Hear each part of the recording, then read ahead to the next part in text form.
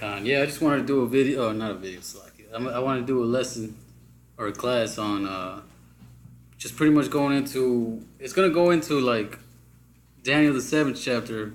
Now I'm not going to go into the whole chapter. I'm just going to go into like a little bit of history on how those beasts that you read in Daniel the 7th chapter, on how you can kind of how you can compare them in the history with the empires that they represent.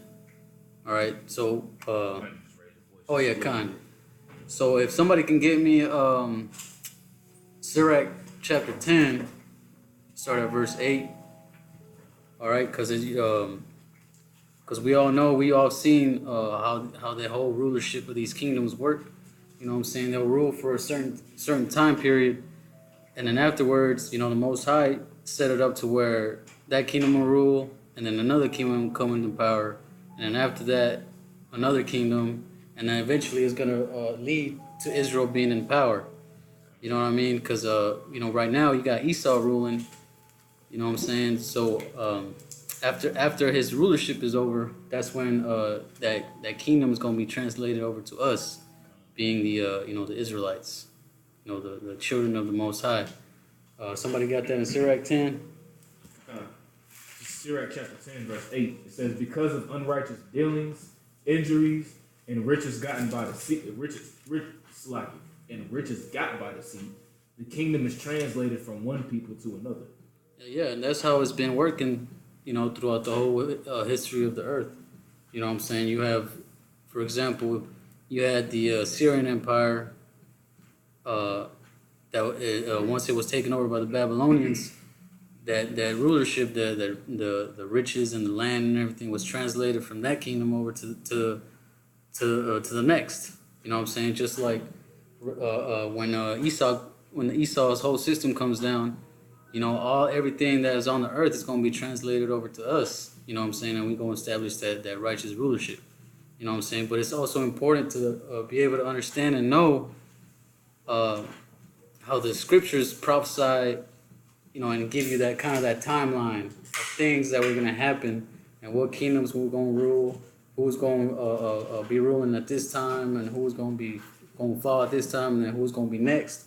You know what I'm saying? It gives you that timeline through prophecy, so you can be able to understand and see like what times we in. You know what I'm saying? Like, okay, you got a precept? Yeah, whatever you do. No, go ahead. Okay, this is Psalm 75, I'm going to read verse 6 and 7. It says, for promotion cometh neither from the east, nor from the west, nor from the south.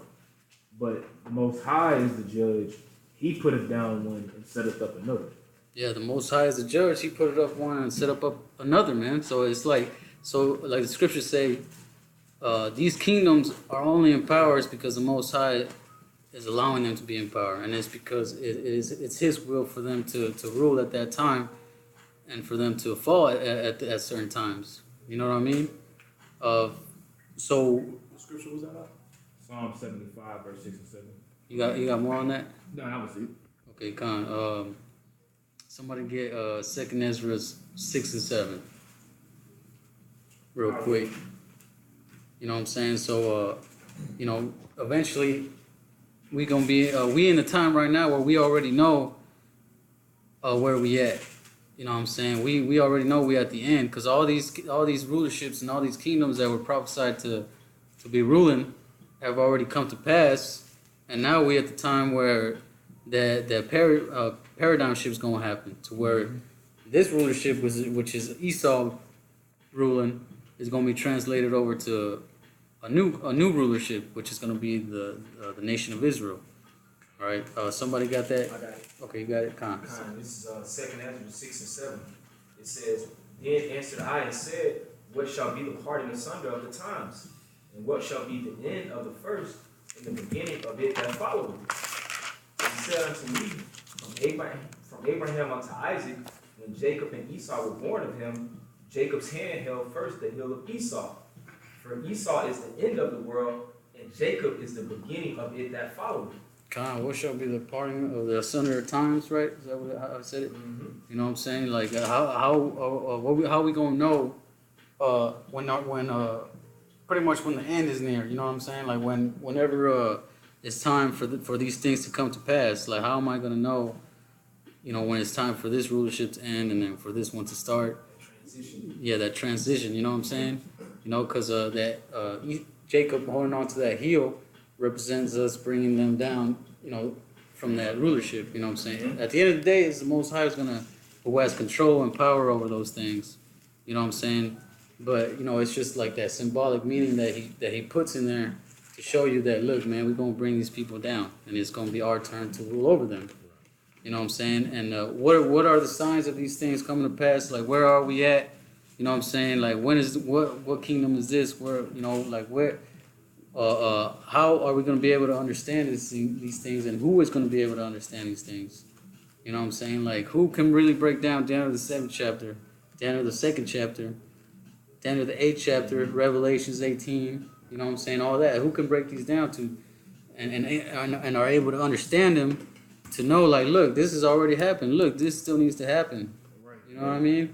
Discerning the times and the seasons. Come on. That's important. If I could just make a quick point, Yeah. because that's why it's important that we understand and get into the history. That's why the scriptures say the things that I read aforetime are written for our learning. Because if we don't get into the history of our people, then to go into the secular history of it as well, it'd be kind of hard to figure out and discern the times that we're in. You see, because somebody could be like, oh, well, of course, we know, but somebody can read Daniel chapter 7, but see, everything in Daniel chapter 7 has already taken place. When it's like parts of it have taken place, but not all of it. You know what I mean? So it's like the priest is saying, man. It's important that we understand that history and go into the secular history, because what's written in the secular history is prophecy, and it shows that the Lord is the controller of that. You know what I'm saying? So you got it. Yeah. Because if you go into that word secular, it goes back to the Latin. I think it's secularias or something like that, and it means like a period or an age. You know what I mean? Just like I think the Apostle Ramla went into it. He made an example of the zodiac, the constellation or whatever, and he said that like the Pisces has a certain amount of years, and that's the age of Pisces, and then after that that age will end, and that will be the age of Aquarius or something like that. And it works the same way with like kingdoms. You know what I'm saying? Like, you had the Babylonian rulership, which was that age, and then after that it was the Persians, and then that was the beginning of a new age, of that age. And then after that time period of their rulership, then you would have another new age. You know what I mean? So it was that period. You know what I'm saying? So you got that in Daniel 7th chapter?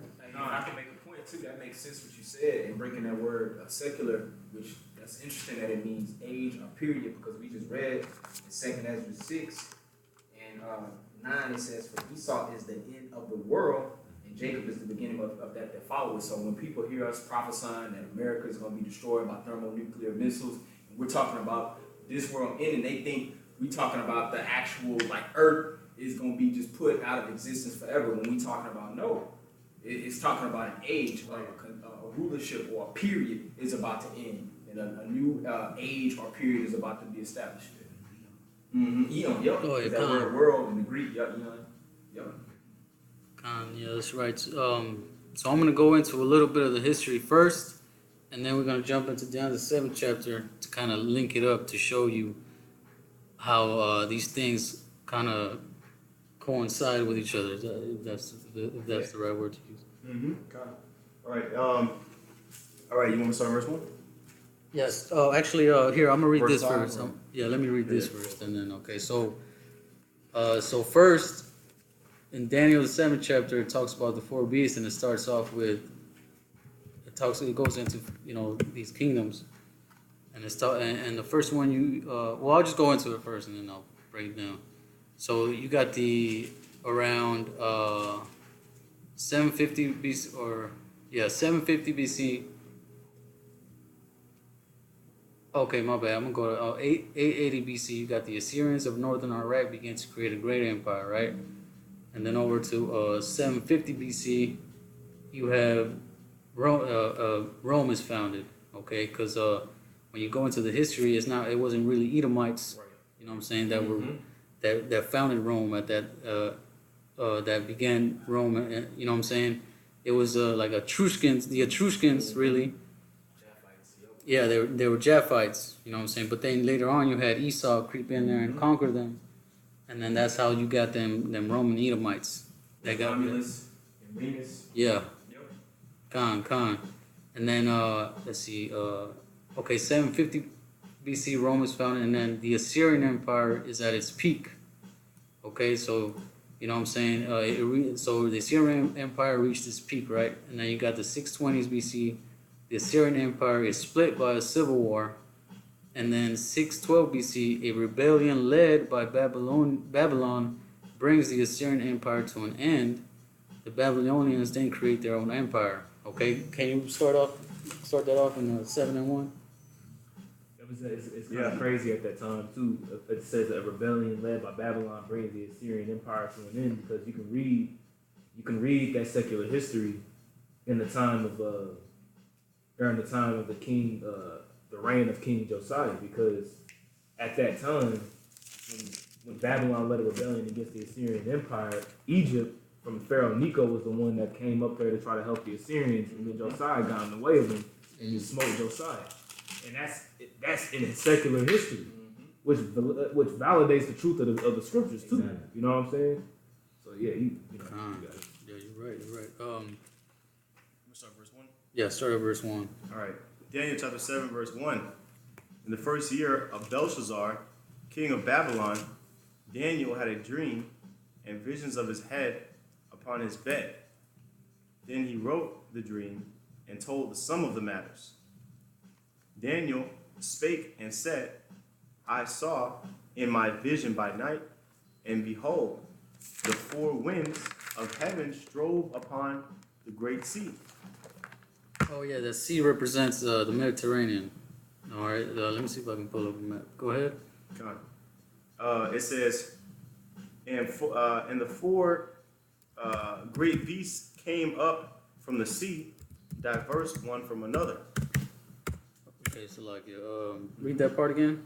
Daniel chapter 7, verse 2, it says, Daniel spake and said, I saw in my vision by night, and beheld the four winds of heaven strove upon the great sea. And four great beasts came up from the sea, diverse one from another. Yeah, the four great beasts came up from the sea, diverse from one another. All right, so, and that'll tell you. Oh, you got it. You got it. Okay, con. Yeah. And they'll tell you later on down here. Where is it? Here. Yeah, I got you. It says it talks about how these four beasts represent four kingdoms. Oh, okay. Verse 17. It says, I'll read it. It says, verse 17. It says, the great beasts which are four kings which shall arise from the earth. Okay, but the saints of the Most High shall take the kingdoms and possess the kingdom forever and forever and ever. You know what I'm saying? So that's gonna go into that overall, into that and to us, that then all that rulership that's on earth eventually is going to be translated over to the nation of Israel. You know what I'm saying? So you got the Mediterranean Sea right there. You know what I'm saying? And you had over here Iraq, which was Babylon. Yeah, Babylon. You know what I'm saying? And you got Egypt over here. You got Turkey. You know what I'm saying? So you know that. Greece. Yeah, con. Italy with Rome.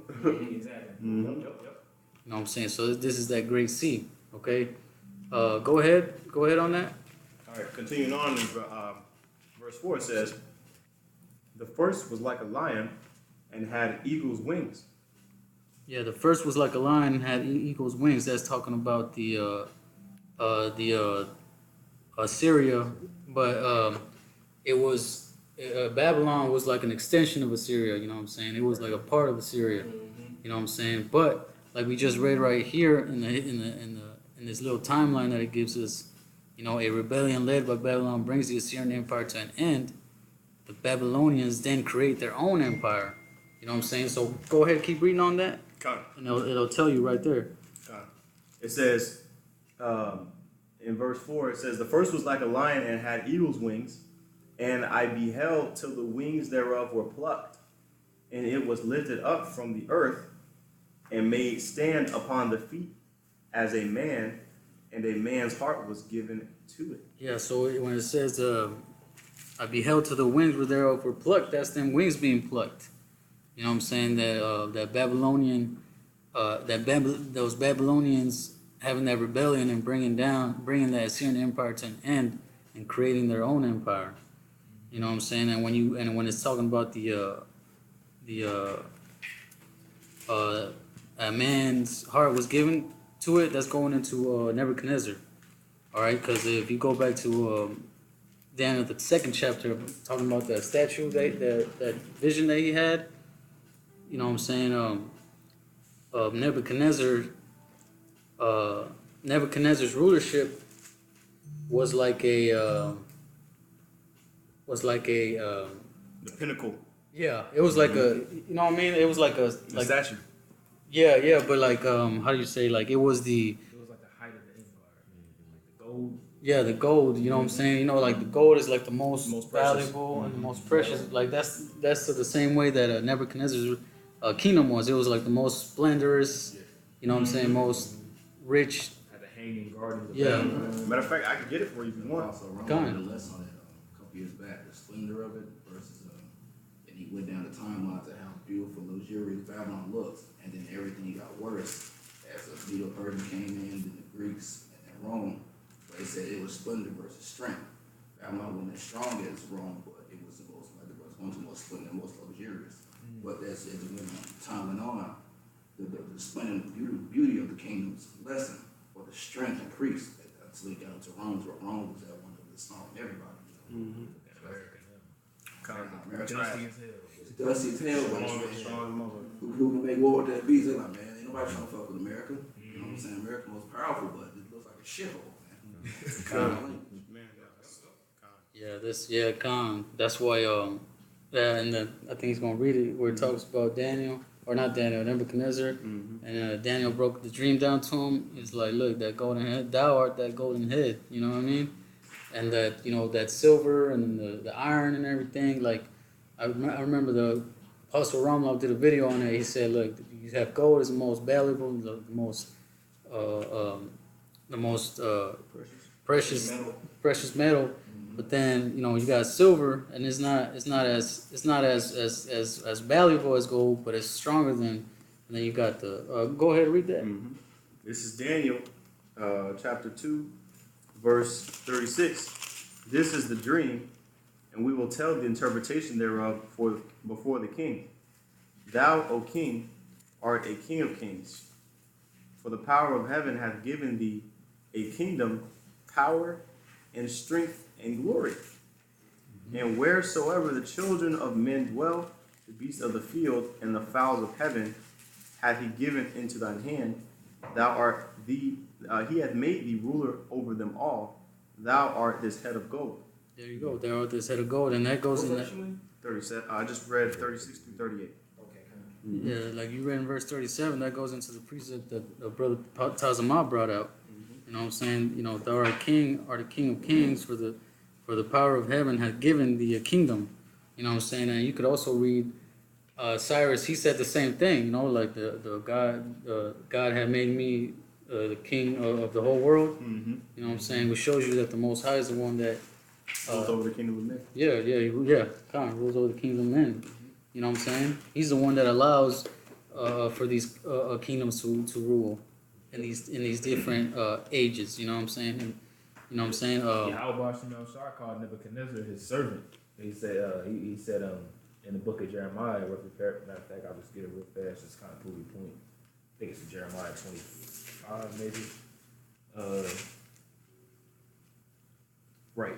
Jeremiah 25:9, it says, Behold, I will send and take all the families of the north, saith Yahweh, and Nebuchadnezzar the king of Babylon, my servant, and will bring them against this land and against the inhabitants thereof, and against all these nations round about, and will utterly destroy them, and make them an astonishment and a hissing and perpetual desolation. You know, but the point is that YAHWAH called Nebuchadnezzar. He said, he's like, I'm gonna take a servant to do this. Let you know, like, man, look, he's in control. He's the one that put it in Nebuchadnezzar's mind to go out here and to rule and to take over these nations for prophecy's sake. You know, same thing with Esau either, man. He ain't nothing but a servant of the YAHWASHI, but he's so damn proud. He think that he's doing this on his own, but the Most High is putting that in his mind to think and thought. Man, the Most High is far out, bro. You know what I'm saying? Like he is completely far out, man. That's why, man, these different nations are so proud, man. Like Most High gonna throw them down tremendously, man. Con. It's Proverbs 21:1. The king's heart is in the hand of the Lord. As the rivers of water, he turneth it whithersoever he will. Yeah, con. And there's many examples in the scriptures of that happening. You know what I'm saying? You can go back to the Exodus. You know what I'm saying? The Most High hardened Pharaoh's heart. You know what I'm saying? To pretty much, you know, he knew, like, the Pharaoh knew, like, okay, you know, I need to let these people go. But the Most High, you know, he put that spirit on him to be like, nah, you know what? No, that ain't gonna happen. You know what I'm saying? He hardened his heart. You know what I'm saying? And Egypt was a powerful nation at that time. You know what I'm saying? And at the end, towards the end, even the Pharaoh's what are they called? People below him, you know, Servants. or his servants. Yeah, his servants were like, man, just let these people go, man. Don't you see that Egypt is destroyed? You know what I mean? And then, and that's really the reason why Egypt was brought down. You know what I'm saying? Because of that whole situation that happened. You know what I mean? But anyways, go ahead, go back to that. And Daniel? Okay, Yeah. done. All right, what verse was I in? Daniel 30, Using verse 5 and 7. All right, Daniel chapter 7, verse 5. Daniel 7 and 5, it says, Okay, yeah. and behold, another beast, a second like to a bear, and it raised up itself on one side. Right. That second beast was like unto a bear, and it raised itself on one side. That's talking about the Persian Empire. You know what I'm saying? Because, okay, look, I'm going to read this in the history. Okay, so we just read the Assyrian 620, 612, when the Babylonians brought down Assyria and created their own empire. And then 559 to 529 BC, you have Cyrus the Great, founder of the Persian Empire, reigns. Okay, Cyrus conquers Lydia in Asia Minor. Okay, we're going to go back to that one. Okay, so look, now if you go over to 539 BC, it says Babylon is captured by the Persians.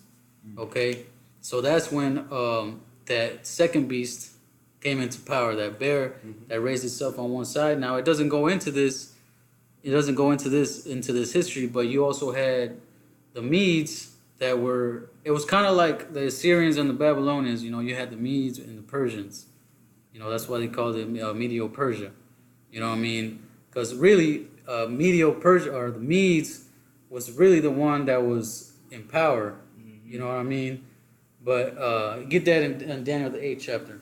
You know, the one we talked about earlier. Okay. Talking about the ram and the two horns. You know what I mean? Yeah, I got it right here. Okay. Got it, This is okay. Daniel chapter 8, verse 3. It says, Then I lifted up mine eyes and saw, and behold, there stood before the river a ram which had two horns. And the two horns were high, but one was higher than the other, and the higher came up last. Now, when you go into the history of Medio-Persia, you had the Medes that were really the ones that were in power first, and then you had the Persians that was there too. You know what I'm saying? But over time, you know, the Persians became mightier and higher and greater than the Medes, which is what read that again. Daniel 8 and 3, it says, Then I lifted up mine eyes and saw, and behold, there stood before the river a ram which had two horns, and the two horns were high, but one was higher than the other. Yeah, And the higher came up last. And the higher came up last, and that's talking about the Persians when they came up and became higher than the Medes. You know, that ram represents overall the Medio-Persian Empire, but the two horns is the Medes and then the Persians, and the last horn coming up higher. You know what I mean? Them coming into power, like it says right here. Cyrus the Great, founder of the Persian Empire. Oh well, that really doesn't go into it, but you know what I mean. You know what I'm saying? If you jump down to verse 20, it said the realm which thou sawest having two horns are the kings of Media and Persia. Yep. There you go. Yep. There you go. You know. Yep. Yeah, I forgot about that one too. Gotta get that. Yeah, the water. And the rough goat. Con. We ain't go into that yet. We ain't go into that yet. We're gonna keep it beast by beast. Con. Yeah. Okay. Yeah. Jump back to Daniel 7th chapter. Okay. So we got that. The Persian. Okay. Yeah. So that goes into the bear being raised by one side, right? Right. Okay. Go on. Go ahead. All right. It says, and it had 3 ribs in the mouth of it between the teeth of it. And it had 3 ribs in the mouth between of it, and them 3 ribs represent Libya, Egypt, and Babylon. You know what I'm saying? And it tells you right here, look, it says 546 BC, Cyrus conquers Lydia in Asia Minor. 539 BC, Babylon is captured by the Persians. 525 BC, the Persians conquer Egypt. Bro, this is dope, man. YAHWASHI got it right there. This is actual history. But this is actual. People will be like, oh, well, the Bible's not real, it's not true. But like, bro, these are actual accounts that happened, bro. Like, you can't just sit here and negate truth. And Daniel seen this years ago, way before it even happened. You know what I'm saying? So that's crazy, man. So I just want to say that. No, you're right though, because that's why the scripture said that many have desired to see the things that you see. You know what I'm saying? Because they really didn't understand what they were seeing. Right. You know what I mean? You seen a horn, Yeah. you seen a bear with ribs in his mouth. You like, I was gonna bring this out later, but I'll bring it out right now. You know what I'm saying? But you see, like they were actually, like the brother Tazaman said, they were actually seeing beasts. Maybe not exactly like this, but you know they were seeing this is what they saw in their visions. You know what I'm saying? They saw the lion, or the lion with the wings, and then you had the bear with the 3 ribs in his mouth, and then we're gonna go into the next 2. You know, and there's another thing that the elder Apostle Ramlov kind of made a point on, was the statue that they had in the Assyrian Empire, which was, That's a centaur right there. yeah, you know what I'm saying? They have the wings, but they put the Assyrian or like a Babylonian face on it. Yeah, put a man's head Yeah. on an animal. Yeah. But, yeah. You know what I'm saying? Which is kind of goes, shows you the the beast right here. You know what I mean? But anyways, oh shit, where were we? Okay. was that a map of the Persian Empire? Yeah, this one. We're gonna go into that actually. Keep going on that one. All right. Back in Daniel chapter 7, in verse 5 again, it says, and behold, another beast, a second, like to a bear, and it raises itself. Oh, my bad. Before you go into that, okay, so we talked about Persia conquering Libya, Egypt, and Persia, right? Okay, go back to Daniel the 8th chapter. Libya, Egypt, and Babylon. Back in Daniel 8. Yeah, where it talks about them conquering eastward or westward. I'll just keep reading what Brother Tazama left off. Daniel chapter 8 and 3.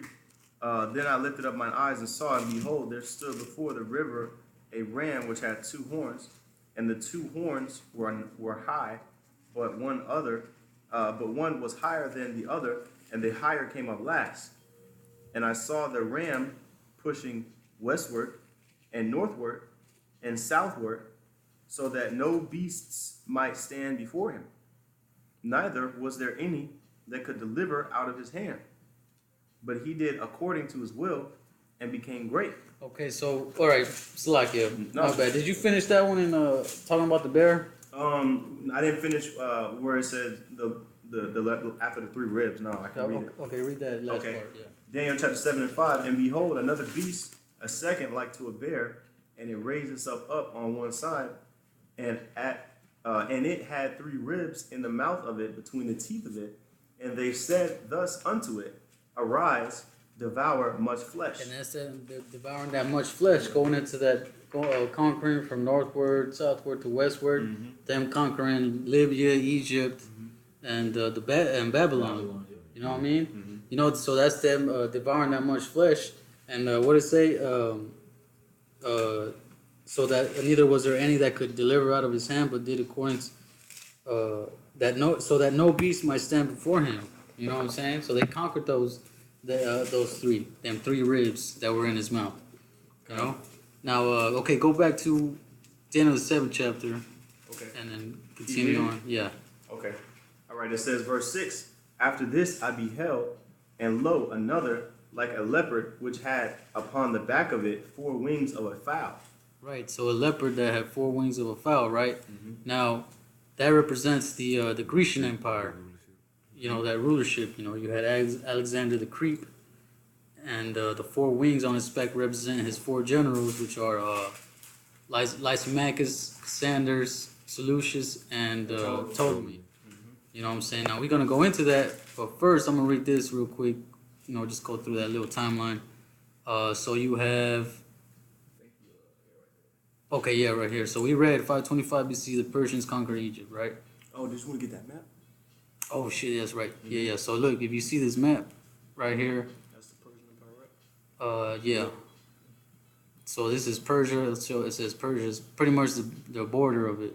You know, of all that they conquered. Which proves that that's Iran, by the way, too. Khan, yeah. You know, you got Babylon, you got Egypt, you got where's Libya at? Lydia right here. You know what I'm saying? That's north, south, east, and west, really. You know what I'm saying? So All around, yep. yeah, Khan. You know what I'm saying? Because you know you go westward, you know you go northward and southward. You know what I mean? So they conquered all this, you know, and you know, so that no beast would stand before them. You know what I mean? And it was all the will of YAHWASHI. You know, it was the will that the Most High that this kingdom will rise and do these things, and it was the will of YAHWASHI that the next kingdom would, this period would end in secular history, and the next kingdom would rise up. Okay, now, okay, go ahead. Keep. Oh no, wait, my bad. Okay. Yeah. Let me read this. So, you have the Persians conquer Egypt, 490 BC. The Greeks defeat the Persians at the Battle of Marathon. Precept too. Okay, you got one. Go ahead. Just for the last thing you said, the Greeks defeat the Persians at the Battle of Marathon. That's just showing that transition when the Greeks took over the Persians. This is First Maccabees 1:1. It happened after that. Alexander, son of Philip the Macedonian, Macedon, that's in Greece. It says, Philip the Macedonian, who came out of the land of Chittim, had smitten Darius, king of the Persians and Medes. And he reigned in his stead the first over Greece. There you go, man. It's like the brother's been saying. It's in history. It's in secular history. You can prove these things and then link them up with the scriptures. That's how we know that these things are not these things. These beasts is talking about these 4 kingdoms. You know what I'm saying? That's how we know what time we're in. That's how I know this has already happened. This is this. This is next. You know, at the end of the day, us going into rulership is inevitable. Right. You know what I'm saying? All these things were written thousands of years ago, man. Right. And they've all come to pass according to how YAHWASHI said it would. You know what I'm saying? You know, like it says, the scripture say, my word shall not return void. Yeah, Khan. Isaiah 55, bro. You know, Khan. You got more on that? I mean, that's the point for that. I mean, we're going to end up getting more as we break down Daniel 7 chapter. Okay. I don't want to get too ahead. Okay, you got something? Yeah, just going into what you read about the Greeks defeat the Persians at the Battle of Marathon. I just want to get real quick what the Battle of Marathon is. So this was during the Greco-Persian Wars, which lasted between it says it lasted between 499 BC to 449 BC, so basically 50 years. And so the Battle of Marathon took place in 490 BC during the first Persian invasion of Greece, because you got to remember the Persians were the aggressors. So they were basically trying to conquer more and more land. So they kept going westward to Greece. Once they went through Anatolia, which was modern day Turkey, they went to Greece instead. And so it says it was fought between the citizens of Athens, which is a city in Greece, aided by Plataea, and the Persian force commanded by Datis and Artaphernes. The battle was the culmination of the first attempt by Persia under King Darius I to subjugate Greece. Now, the reason why I brought that out is because that's the same time as Ezra, during the same time as what they call Esther, really, well, really right before Esther, but really during Ezra. You know what I'm saying? So first and second Ezra, that's right when this is going on. Nehemiah too. Yeah, That was the time where Israel, well, really, I think it started with Cyrus, but then Darius came later. He put out the decree for Israel to go and rebuild the temple. I think it goes back to Daniel the 5th chapter too. Mm-hmm. You know what I'm saying? Yep. Oh yeah, Khan, because that's when the Persians brought down Babylon, right? Exactly. Okay, Khan. Let's see. Where were we? Were you reading on Daniel? Or? 7, Yeah, I was reading. Yeah, I mean, we was going into the Grecian Empire. I read it. Okay, read You that. really go all the way in. Yeah. All right, Daniel chapter 7 and 6. in 6 it says, "After this I beheld, and lo, another like a leopard, which had upon the back of it 4 wings of a fowl. The beast had also 4 heads, and dominion was given to it." Okay, well, all right, that goes into that other beast. But let me go back to that leopard. Okay, so that 4 wings we already went into our Alexander the Creep's 4 generals, right? Which is mentioned. Oh, you got it. Yo, because that's why I wanted to wait. Okay. You said you kept reading, but I wanted you to read that first, though. Because it'll all just tie in. Yeah, they gonna do it at least once. Like he got it. You can do some more, maybe. So this is First Maccabees 1 and 7. It says, "So Alexander reigned 12 years and then died, and his servants bare rule every one in his own place." And it says, "And after his death they all put crowns upon themselves. So did their sons after them many years, and evils were multiplied in the earth." Yeah. Edomites. Khan. Yeah, then 4. That was divided 4 ways. Mm-hmm. You know what I'm saying? Those are those 4 wings. Yup. You know what I'm saying? They split between themselves, or in between themselves. You know what I'm saying? And Matter of fact, can I start up? I need to start up. Khan. This is First Maccabees 1 and 6. It says, "Wherefore," I'm gonna read 5. First Maccabees 1 and 5. "And after these things he fell sick," it's talking about Alexander, "and perceived that he should die. Wherefore he called his servants," and those are those 4 generals. "Wherefore he called his servants, such as were honorable and had been brought up with him from his youth, and parted his kingdom among them while he was yet alive." Yeah, Khan. That's Yeah. pretty much the point. Yeah, and man, it's kind of they Edomites. You know what I'm saying? But there's like a lot of theories, not theories, but a lot of people trying to make like how he died, how Alexander died. You know what I'm saying? I believe it was them 4 generals killing them, poisoning them, because they wanted that power. You know what I'm saying? You know how Edomites are. You know what I'm saying? It happens even to this day. Yeah, they said that he had syphilis. And It's always a power he struggle. felt sick. You know what I'm saying? But I mean, hey, at the end of the day, you know.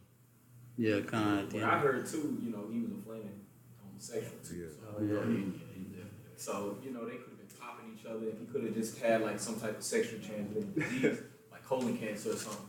But who knows, He was young too, right? Yeah, was he only reigned 12 years. Yeah, come on. 32, 33. And if I may say too, just to add, just to land back off of what the brothers are saying, like even too, like, because really in that Daniel 7 when it says and also 4 heads, the beast had 4 heads and dominion was given to it. Like if you just want to be like technical, that would be the 4 generals, but the 4 wings kind of represent the swiftness of how quick Alexander, when he reigned, how quick he pretty much subjected everything underneath him. You know what I'm saying? Like those 4 heads are the generals, but those wings symbolize the swiftness of it. You know what I'm saying? Okay, all right. That's spiritual because, leopard, out of all the different ones, different animals, a leopard, that's a fast land animal, Mm-hmm. Hey, I gotta read up just what the priest just said, just to represent Alexander, how he basically spread out his wings. This is First Maccabees 1 and 2. It says, "And made many wars, and won many strongholds, and slew the kings of the earth, and went through to the ends of the earth, and took spoils of many nations, insomuch that the earth was quiet before him. Whereupon he was exalted, and his heart was lifted up." Man, yeah, that goes into Alexander straight up, you know what I'm saying? Because he conquered so much, it got to a point where there was nobody else to conquer. Right. Or, Yeah, like like, nothing else to conquer, like the priest did. yeah, that's in actual history too, like, you know what I'm saying? Like he was like, I guess he was sad because there was nobody else to take over. And he conquered all them kingdoms in the time of 12 years.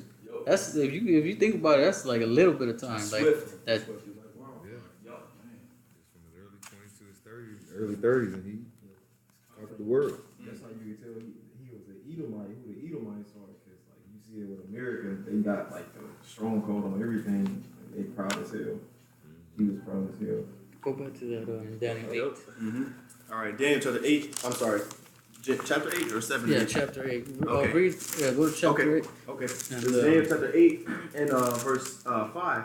It says, and as I was considering, behold, an he-goat came from the west on the face of the whole earth. Right, and that goat is Alexander. Is Alexander the Greek, or the Creep, or the Greek, whatever, the great, you know. Macedonian. You know what I'm saying? And read that again. Read that verse again. Daniel 8 and 5. And as I was considering, behold, an he-goat came from the west on the face of the whole earth, and he touched not the ground. That's why the wings. Yeah, yes, because like he was moving, like it almost like he was flying. Yeah, Khan, yeah, that makes sense. Yeah, I don't know why I said wings, but Khan, the water for that. Okay, so yeah, keep going. Read that again. It says, and as I was considering, behold, an he-goat came from the west on the face of the whole earth, and touched not the ground, and the goat had a notable horn between his eyes. The notable horn is Antiochus. Antiochus. You know, it says that in I gotta go back. Yeah, if you can get that one, just so we can make that clear. Or actually, I might have it somewhere in here. It talks about it in the first Maccabees, the first chapter. This is first Maccabees 1 and 9. It says, and after his death, they all put crowns upon themselves, so that their sons after them many years, and evils were multiplied in the earth. Verse 10, and there came out of them a wicked root, Antiochus, surnamed Epiphanes, son of Antiochus the king, who had become an hostage at Rome, and he reigned in the 100.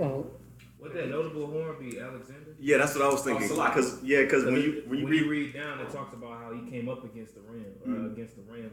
Oh, okay, Khan, all right. So, like that he-goat is the Grecian Empire. Okay, so I thought but that notable said horn the goat itself was Alexander, and then okay, so Yeah, I was thinking that too. So the goat is the kingdom of Greece, and then that notable horn in the kingdom of Greece is Alexander. Okay. I got a precept. I got a precept to go with I that. was gonna say before we go on, in verse 9, for that little horn, I got Antiochus the 6th written for him being a little horn, if I'm not mistaken.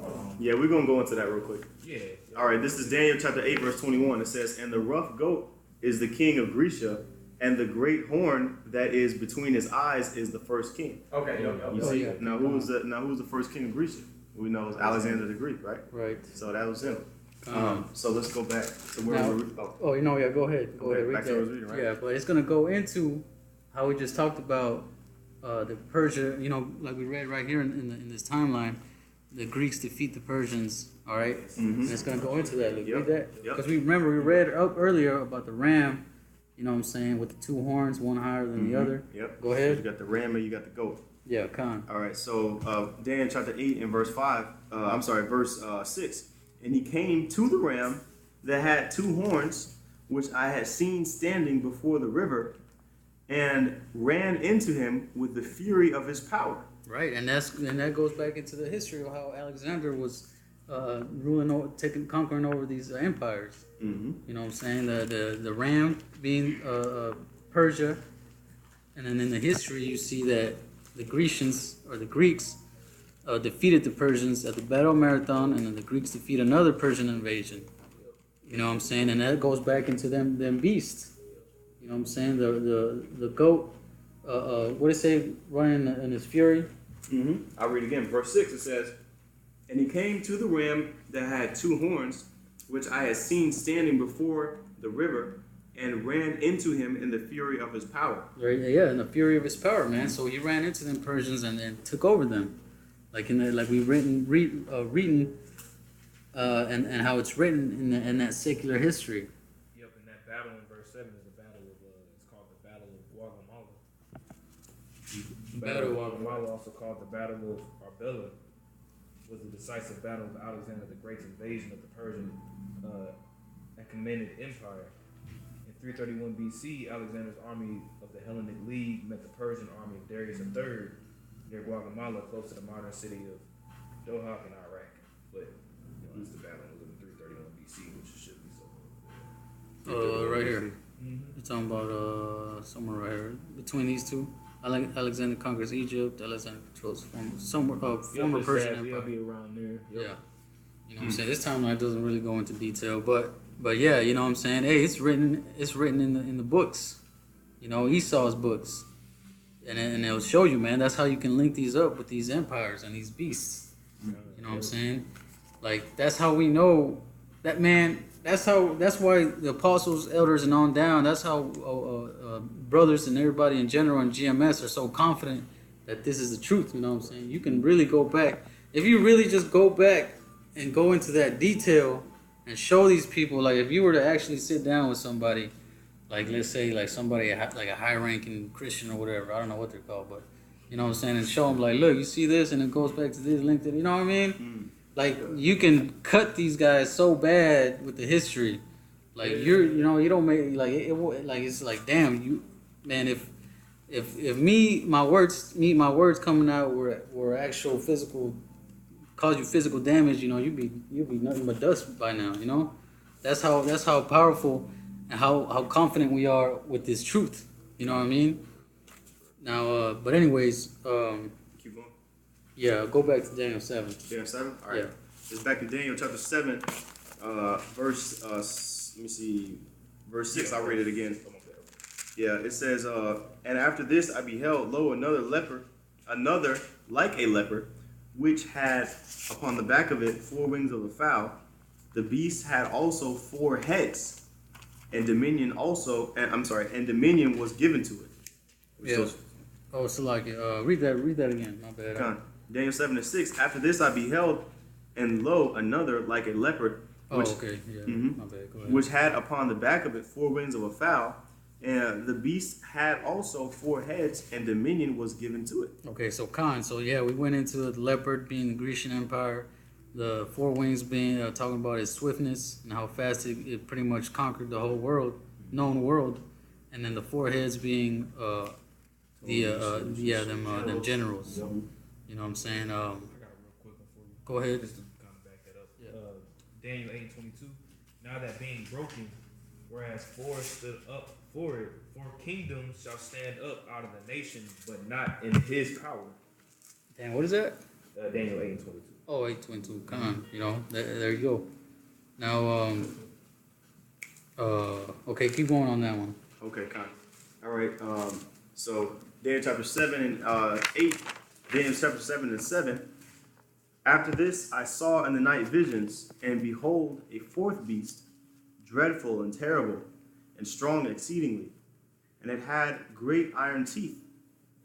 It devoured and brake in pieces, and stamped the residue with the feet of it, and it was diverse from all the beasts that were before it, and it had 10 horns.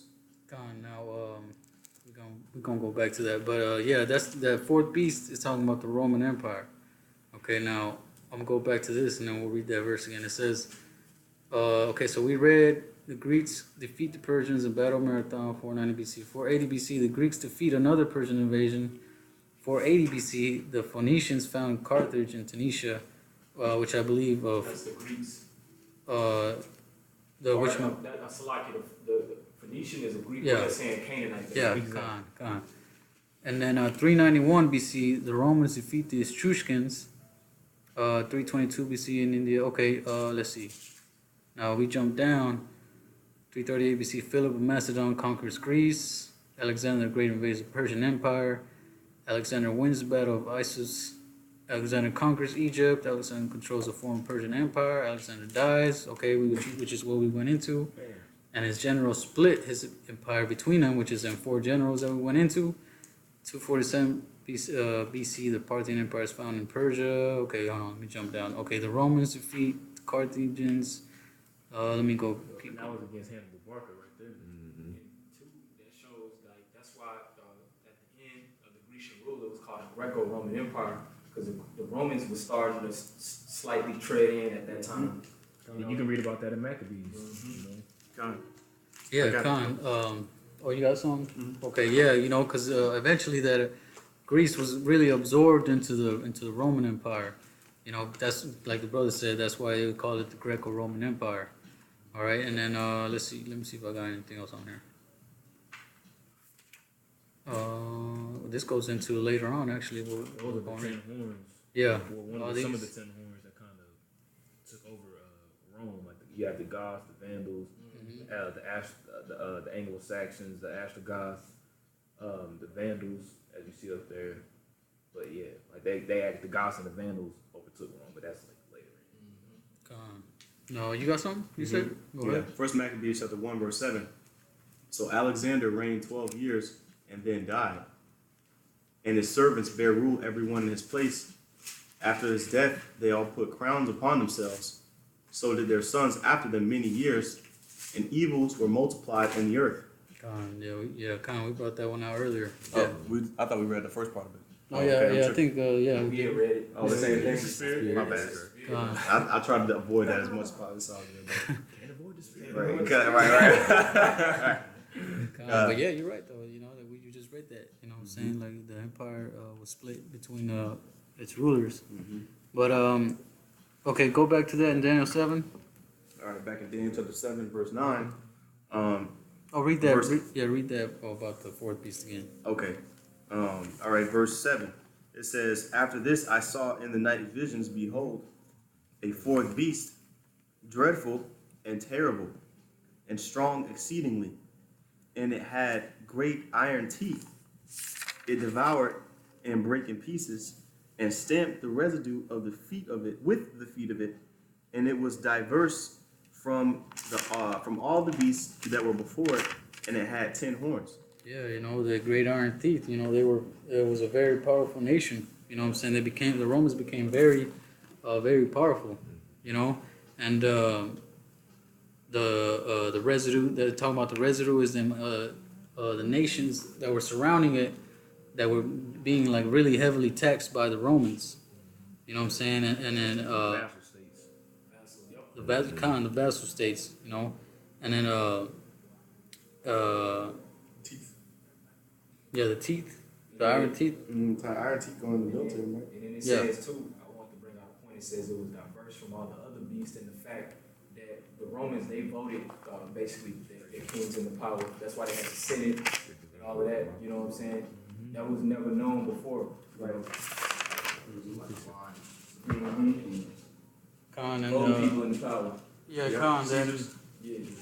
They that's why in Daniel the 2nd chapter it talks about, you know, the legs made of iron, you know what I'm saying, representing the Roman Empire, you know what I'm saying, because everything that was really in those other empires were kind of like trickled down to the Roman Empire, like when it came to like I guess certain philosophies and not doctrines, like religions and idols and all that, you know what I'm saying. You know, it's pretty much, it was kind of like carrying all of that. That's why it was represented as like the legs of iron. You know what I'm saying? Because your legs are like the most strongest part of your body. You know what I'm saying? They're holding everything up. You know what I mean? And, you got a precept? Go ahead. The second Esdras, chapter 12, verse 13. Behold, the days will come that there shall rise up a kingdom upon earth, and it shall be feared above all the kingdoms that were before it. And that's going into, like I say, the legs of iron, you know, because that's like your legs, you know, the strongest part of your body. And it going into, you know, like I say, the kingdom. In the reservoir. Yeah, come. Go ahead, Kyle. We'll have a two whenever you're done. Yeah, go ahead. First Maccabees chapter 8, I'm going to read verse 1 to jump down to verse 14. It says, Now Judas had heard of the fame of the Romans, that they were mighty and valiant men, and such as would lovingly accept all that joined themselves unto them, and made a league of amity with all that came unto them. And I'm going to jump down to verse 14, because it's talking about the Romans. It says, Yet for all this, none of them wore a crown, or was clothed in purple to be magnified thereby. Moreover, how they had made for themselves a senate house, wherein 320 men sat in council daily, consulting always for the people, to the end that they might be well ordered. But that's, you know, going into what the priest YAHWAH said, or you know what the scripture says that he brought out. It was different and it was diverse from all the others because they had a senate. They pretty much had elected officials that would come through and reign for them. What verse did you read in 8? Chapter 8? Ah, Shoot, I just lost it. That was First Maccabees chapter 8, verse. I got First Maccabees 8 and verse 14. Don, you had one?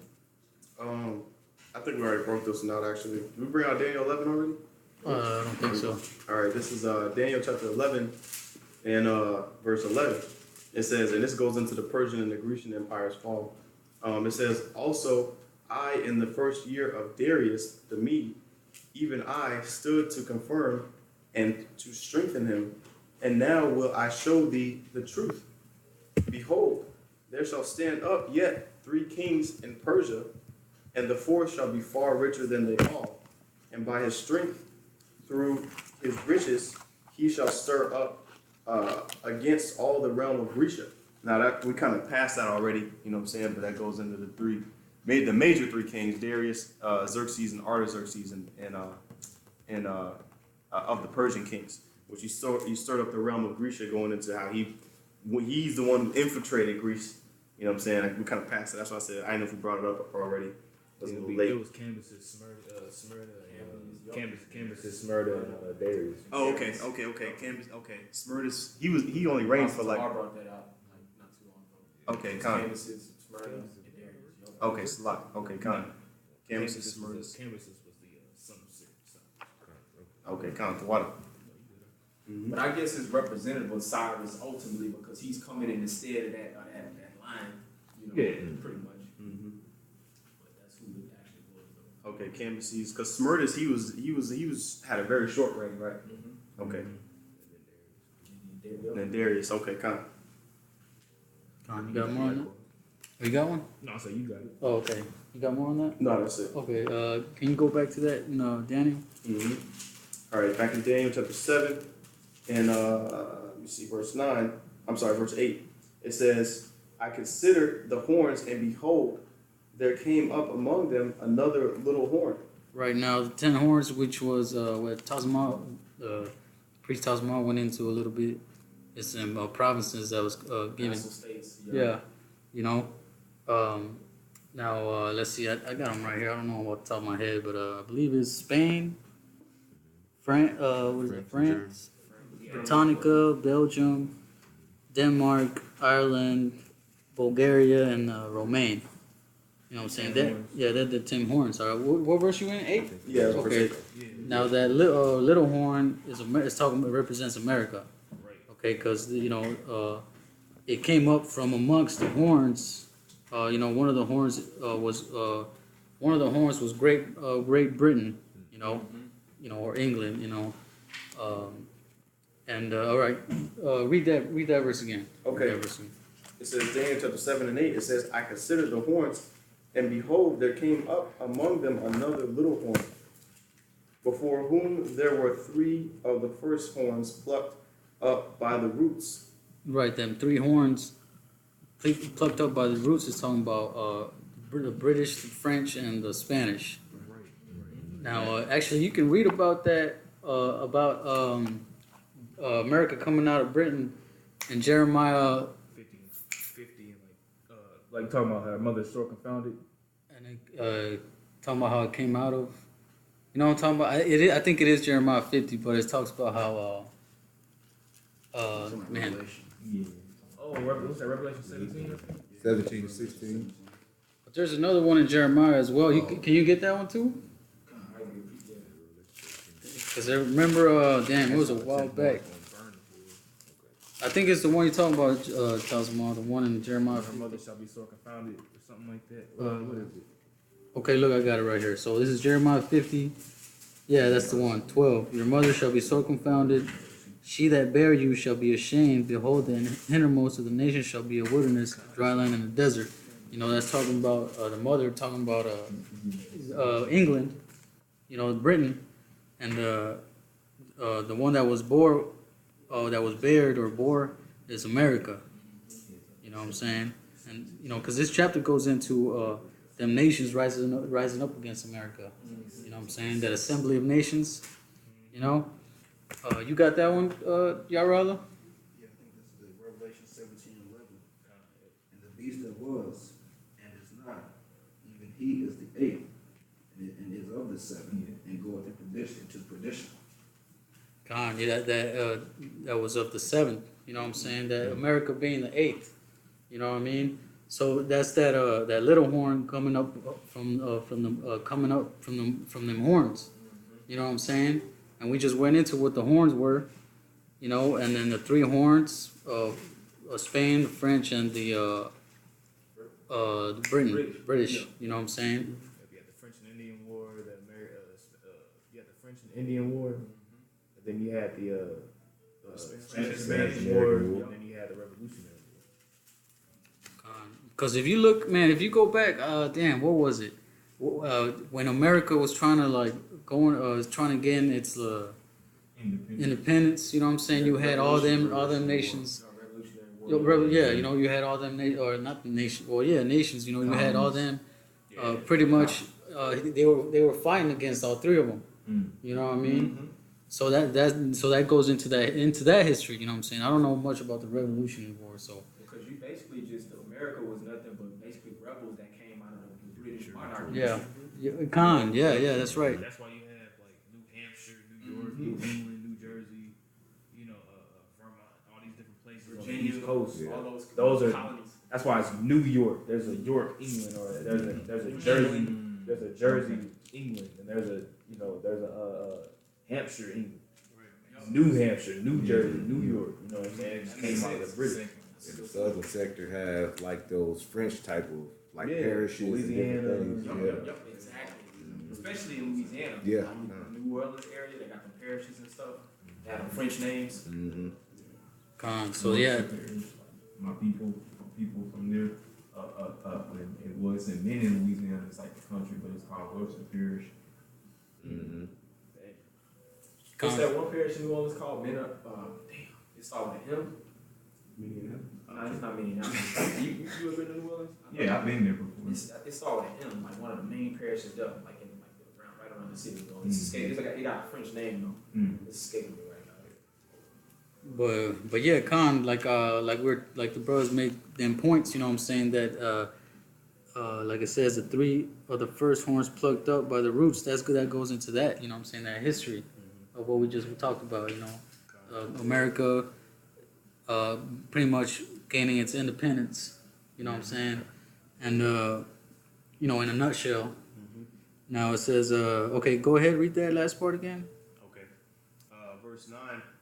Verse 8, it says, before whom there were three of the first horns plucked up by the roots, and behold, in this horn were eyes like the eyes of man, and a mouth speaking great things. Yeah, and the mouth speaking great things, man, and that's really the things that these leaders and these presidents and the way how they Boast themselves. boast themselves. You know what I'm saying? All that, and that goes back to what you were talking about the all that, the Senate and everything, and how they set up their whole government. You know what I'm saying? They got all that from the Roman Empire. You got one? I got one. Okay, come. Get Revelation 13:5. Revelation chapter 13, I'll read verse 11. It says, Well, get 13:5. Well, actually, can you see what 13:5 says real quick?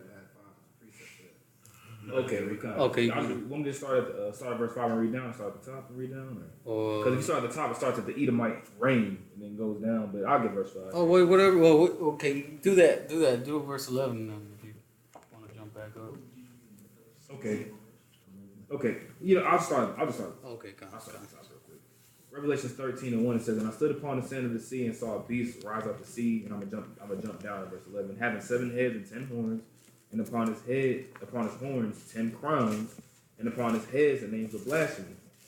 And the beast which I saw was like unto a leopard, which starts at the Edomite reign with Alexander, and his feet were as the feet of a bear, and his mouth as the mouth of a lion. And the dragon gave him his power and his seat and great authority. I'm going to jump down to verse 5. And there was given unto him a mouth speaking great things and blasphemies. And power was given unto him to continue 42 months.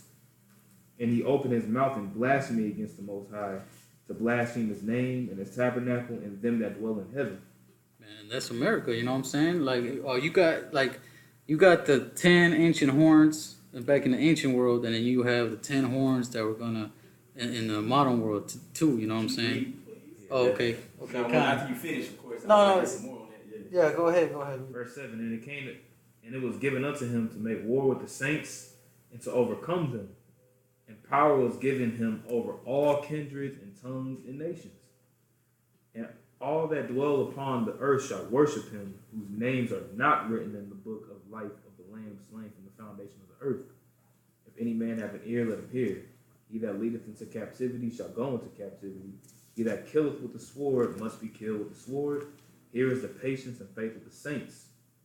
And I beheld another beast coming out of the earth, and he had 2 horns like a lamb, and he spake as a dragon.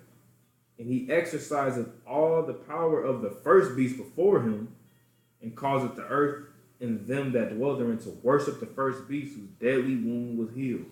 That goes back to the Holy Roman Empire. You know what I'm saying?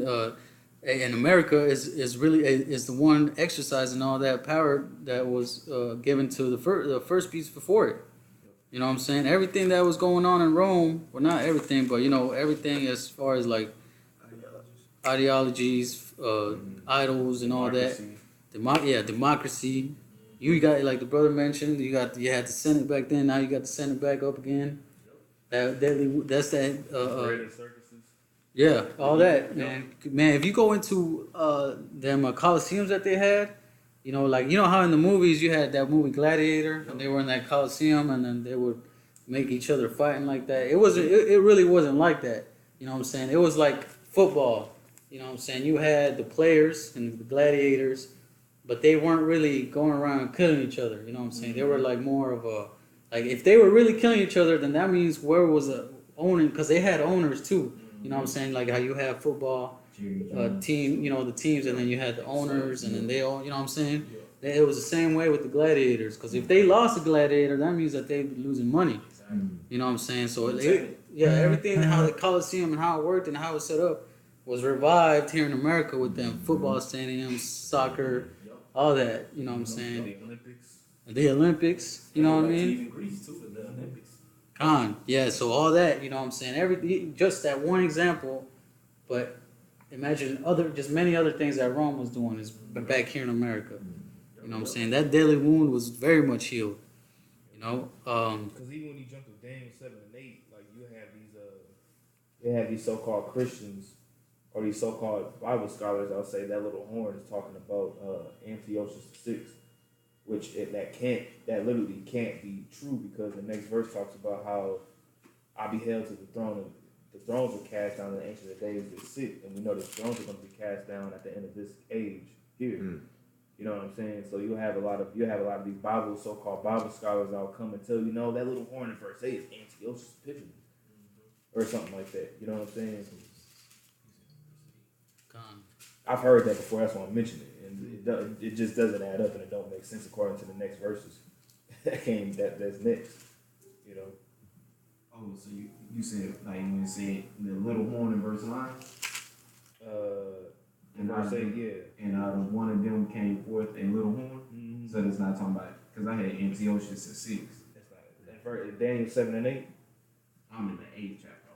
Yeah. There's two different horns, two different little horns. Yeah, that little horn in Daniel 7 is American. Yeah. But you got it. No, you're good. Okay, so what verse you ended? You ended verse 8, right? 9 now. Yeah, just read verse 8. So verse 9, we in verse 9.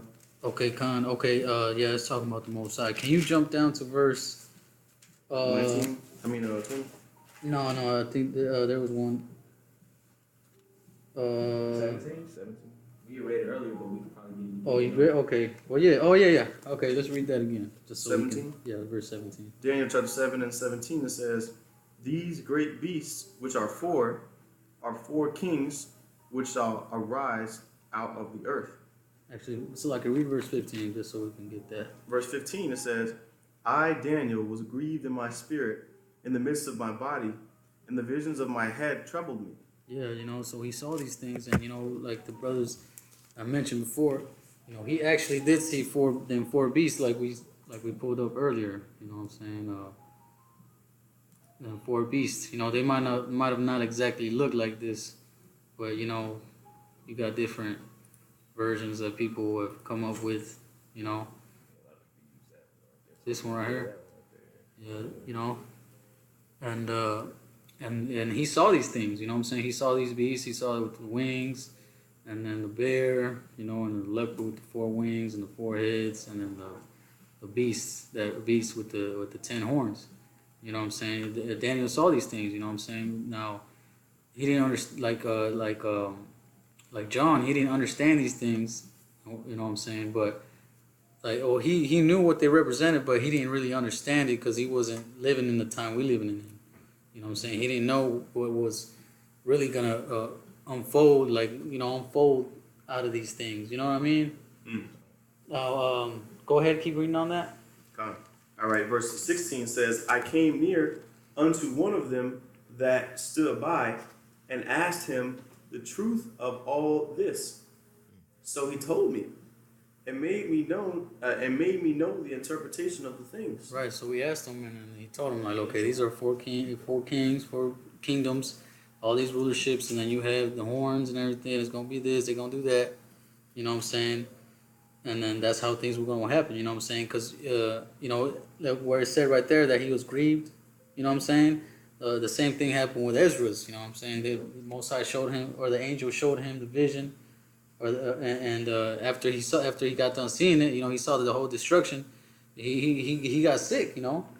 You know, he got sick to a point, I think he threw up, right? Well, yeah, he got sick. I know, like, he was on the ground, like, just eyes open, laying there. Oh, okay, The Khan, whole yeah. area around him started shaking, and people that was by him, like, kind of like ran off. You know, and you know, imagine you seeing those things, you know what I'm saying? And you're like, damn, so this is going to have to happen, and this, like, I don't really understand, but hey, you know, it's the will of the Most High. You know what I'm saying? But hey, we know that these things, like, it really gave you a rundown of what's going to happen, even to where we at right now, going on forward. You know what I'm saying? Because if you keep reading, go ahead, read that. Keep reading on that. Go on. It says, so he told me and made me know the interpretation of the things. Verse 17. These great beasts, which are 4 kings, which shall arise out of the earth. Mm-hmm. But the saints of the Most High shall take the kingdom and possess the kingdom forever, even forever and ever. Right, and yeah, we did read that earlier. You know what I'm saying? Hey, after all these things had come to pass, after all these we already know that 4 beasts already came by. You know what I'm saying? Now you had 10 horns and the little horn coming out. You know what I'm saying? And then you got the visions in Revelations and the prophecies that still need to come to pass. You know what I'm saying? But we already got the understanding. You know what I'm saying? So we already know the times we in. Like we read in Second Ezra, the 6th chapter. You know, like how will I know the times and the parting asunder of times? You know what I'm saying? And then he told him, like, look, this is gonna happen, and then you got to look at this. That's why it says that in Matthew the 24th chapter. You know, these what does it say? Like these signs, the beginning, the sign of when you start to see earthquakes and yeah, all that. You know, when we see all these things happening, that's how you know the end is near. You know what I'm saying? That's why the apostles know that we in the seconds of the last seconds, you know, milliseconds of this whole rulership. You know what I mean? That's why it says that. That's why I said that right there. And the saints of the Most High Shall take the kingdom. Shall take the kingdom. Just like how them. That's why we read that in Sirach, the 10th chapter. You know, one kingdom is translated over to the next. All them kingdoms translating over and over, it's gonna lead all the way over to Esau being in rulership, and then Israel taking it from them. You know what I mean? And that's why it went into that whole history in that vision. You know what I'm saying? It showed you from the beginning of the first beast all the way to the dragon with the 10 horns and the whore riding on the back of it, all the way back to Revelations. You know, it's like that's why we always say it's a puzzle. You know what I'm saying? Like, okay, you got that. Let's go to Revelations. Yeah, and then it continues from where it left off from that beast. It continues on to the dragon with 7 heads and 10 horns and all that. It continues all the way through that. You know, it's all the way to from the beginning of time, all the way to the end of this, or from the beginning of that world to the end of this world. You know what I mean? Exactly. And that's how you can tell through the Spirit that Daniel was John the Revelator, because the same visions, like we read in Daniel the 7th chapter, we just read Revelations the 13th chapter, the same visions that Daniel seen is the same visions that John the Revelator seen on Isle of Patmos. You know, concerning these same kingdoms. You know? Got a precept for you. Concerning that transition, how we going to transition from this kingdom to our kingdom. Obadiah, verse 4. Though thou exalt thyself as an eagle, and though thou set thy nest among the stars, thence will I bring thee down, saith Yahweh. And so when did Esau start this? Around the 1960s, late 1960s, when the space race started sending up those spaceships in the atmosphere and all that. And what happened around the same time, the other victims started preaching. Okay? We believe the spirit of John the Baptist. You know, and that's when this place really started to decline. Before that, America was on, but after that, that's when we started seeing Jake start getting more rights, okay, more freedom of speech and preaching and waking up to where now we're seeing this place is on this last leg now, you know. And so we've been seeing that transition period is happening right now. It ain't took long either. But under the 60 years, 70 years. That's literally a second to the Most High. That's Yeah. like literally a million of dollars. To take it down, and like surgically start to wear this place out. Yeah, the spirit world is quick, but in our time, you know, kingdoms didn't go down overnight. You know, it's always a gradual process. So we see the Most High State chipping away at this place. You know what I'm saying? It makes me think of like this movie called Interstellar. I don't know if anybody. Yeah. But pretty much like he had to go to another dimension to fix something that was gonna happen on the like he had to like the Earth was about to get jacked up and he had to go to another dimension, to another planet. And that dimension at that planet he was at, every hour on that planet was 7 years on the planet Earth. So he was trying to get done real quick because his daughter was young. You know what I'm saying? His daughter was like a teenager. So when he came back to Earth, his daughter was like old woman, like an old ass woman. Yeah, he like, damn, I was too late. You know what I'm saying? But it just made me think about the time. Like I was saying, like, man, the Most High's time is on a whole different playing field. You know, I had a precept real fast. This is Daniel chapter 2. I'm gonna start at verse 41. It says, "And wherein thou sawest the feet and toes, part of potter's clay and part of iron, the kingdom shall be divided. But there shall be in it of the strength of the iron, for as much as thou sawest the iron mixed with miry clay. And as the toes of the feet were part of iron and part of clay, so the kingdom shall be partly strong and partly broken. And wherein thou sawest iron mixed with miry clay, they shall mingle themselves with the seed of men, but they shall not cleave one to another, even as iron is not mixed with clay." And you're seeing that today over there in the EU. You have this whole Brexit situation taking place, and the yellow vest revolution is taking place within the EU nations. You have the 10 toes, which are partly being, everything is being broken. So and then the next verse says, "And in the days of these kings shall Yahweh of heaven set up a kingdom," which lets us know that the kingdom has to be after this.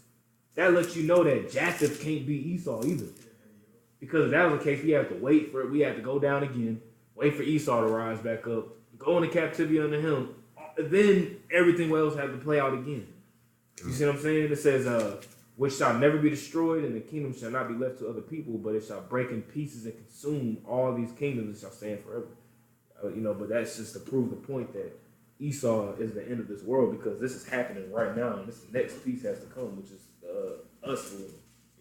What was that? Daniel chapter 2, verse 41 through 44. Okay, we fell away this time. We know who we were. You know, so that don't make sense. Exactly. We fall away again. We're saying we fall away twice. Exactly. It's a lot of these things is happening now that haven't been fulfilled yet. Right. Man, I'm kind of thinking like, if that was the case, if Japhet was next to rule, then wouldn't brothers be having visions of Japhet? You know what I'm saying? Ruling, like how they were having visions. You have the prophecies talking about Japhet in the book of Revelation, and Japhet, instead of Esau being in the primary prophecies of America being destroyed and everything and all the wickedness that Esau has done, you will see Japhet. You don't really see Japhet like that in the scriptures. I literally see Japhet, period. You ain't be seeing them out about. I don't know. They just be ducked off chilling. Very insignificant. They're not in the grand scheme of the Most High's will. Right. Bro, I ain't seen you jacket. I used to work with him. Made an extra movie that you see in that movie. Somebody walking down the sidewalk. He's a dude in the coffee He's shop. drinking He coffee. in front of the stars. Yeah. He walk off out of camera. Yeah, the picture of his face be all blurry. You don't even got a speaking role. Yeah. Cut to the next scene, he grabbed his coffee and walked back off. Just say excuse me. Still walk up. Well, it's really just continuing where we left off, just to finish it. Oh yeah, go Well, I ahead. mean, I mean that was pretty Okay. much all I had. So Okay. All right. whatever you got. This Daniel, back in Daniel chapter 7, verse 19, it says, "Then I would know the truth of the fourth beast, which was diverse from all the others, exceeding dreadful, whose teeth were of iron, and his nails of brass, which devour, break in pieces, and stamp the residue with his feet," which is, we know is America. This is what you finna keep reading. This is what we just read in Revelation. Verse 7 and 8. chapter. Exactly. Go ahead. And it says, "And of the 10 horns that were in his head, and of the other which came up, whom before 3 fell," which those three horns plucked up by the roots. France, And Spain. it says, "Even of that horn that had eyes and a mouth that spake very great things, whose look was more stout than his fellows." America. Right. You know? 2 more verses. "I beheld, and the same horn made war with the saints and prevailed against them." Revelation 11. You know? Oh my bad. What was the last part? It says, "I beheld, and the same horn made war with the saints and prevailed against them." Yep. And prevailed against them. You know what I'm saying? Which goes back to us taking that kingdom. You know what I'm saying? Like the brother mentioned, Revelation 11 chapter. Is there more on that? Yeah, it's the last verse. It says, "Until the Ancient of Days came, and judgment was given to the saints of the Most High, and the time that the saints possessed the kingdom," which the Ancient of Days is the Heavenly Father, because it says it right there. The saints was given to the saints of the Most High, but He has no beginning and no end. You know. Yeah, that's right. Yeah, we going. Hey, that translation from kingdom is gonna happen. It's happening right before us, like the brother YAHWAH mentioned. You know what I'm saying? We seeing it, like he said. You know, it's not gonna be the next. You know, it's not gonna happen in the next day or nothing. Because if you see all the history on these in the fall, in the beginning in the fall, it takes years. It takes a very long time. You know what I'm saying? You know, you had like 30 years in between some of these periods when one kingdom reached its peak to when it was brought down. You know what I'm saying? And that's how it's gonna happen. You know, it might not happen. It might not happen a year from now. It could happen the next month. We don't know. You know what I'm saying? But we see the signs and know that it's about that time. Right. You know what I'm saying? Like I remember somebody brought out a chart or showed a chart or an example of a chart of all the time period of the lifeline of kingdoms that rule or whatever. And then it said that was like about 200 some or 100 some years max or something like that. And 250 years or something. yeah, and then America is like 200, like 90 something or 280 that has been in power, I believe. And according to that chart, you know, America is way overdue.